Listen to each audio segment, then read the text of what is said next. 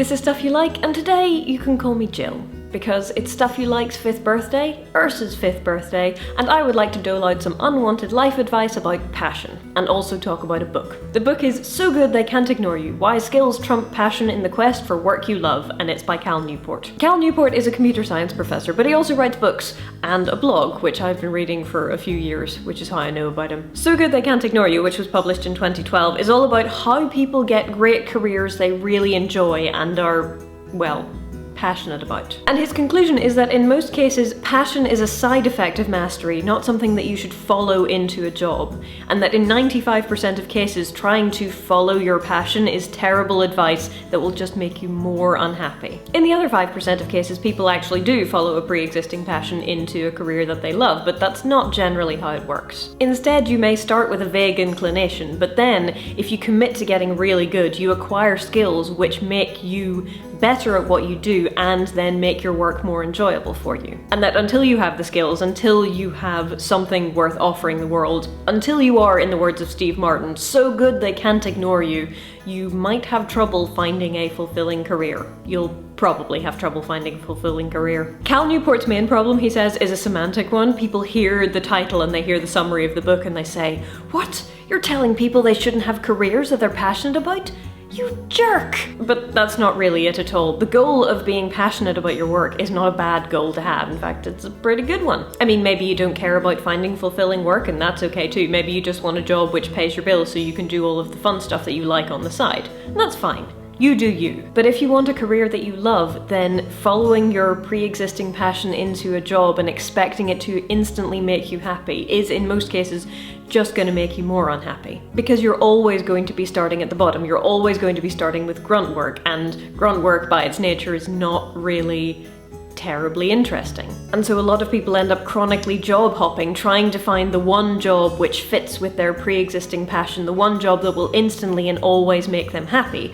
But it doesn't really exist. Thing is, passion without skill is just enthusiasm, and you can be as enthusiastic as you want, but until you have skills, until you have something to offer the world, why would anybody care? Why would they give you more opportunities for creativity or autonomy or impact if you don't have anything valuable to offer? Those three traits, creativity, autonomy, and impact, are the things which cause people to enjoy their work. Those have to be earned, but once you earn them, they can make you happy regardless of what kind of job you're in. If the job you're in has those three traits, if it scores high on letting you be creative, if it gives you a lot of control over your working life, if it allows you to have an impact which is measurable on the world or the people around you, then you are much more likely to be happy in your job, regardless of what that job is. The unabridged audiobook is something like 5.5 hours long, so obviously there is a lot more to it than I can fit in one review.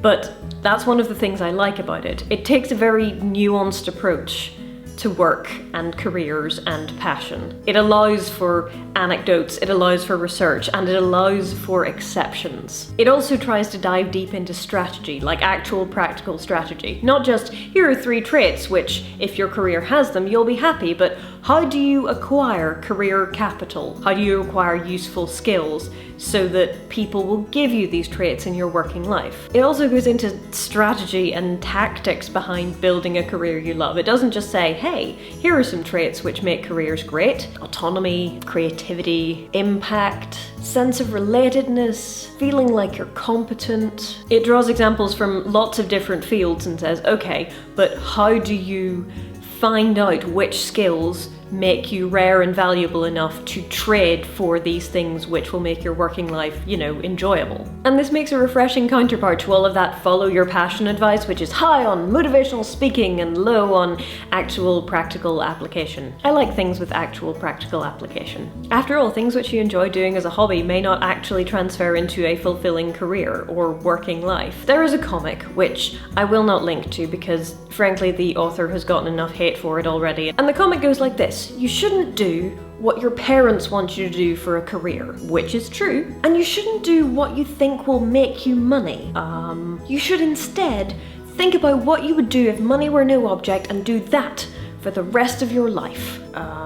The example given was something along the lines of, hey, if you like knitting, you should open a wool shop. There are some very eloquent takedowns of this idea in the reblogs, and also some ones which are just ranting and swearing, which seems a little unfair seeing as the person who wrote the cartoon is probably like 13. But for every person who said, yeah, follow your passion, great, I needed to hear this today, there are at least 5 people going, no. Hobbies and passions are awesome, but just liking something is not a sufficient reason to try and have a career in it. The idea, for example, that I should become a professional baker or cyclist because I like baking and cycling as hobbies is self-evidently ludicrous. I have no unusual skill at these things, I just like to do them sometimes. And the thing about hobbies is that you can be an entirely mediocre baker or golfer or artist or cyclist and still enjoy doing them. But becoming a professional baker requires skills which are rare and valuable. Like, you know, the ability to make really nice cakes, which people want to buy. And if you actually own a bakery, then a whole new set of skills are required. Dealing with tax and payroll and stock and marketing,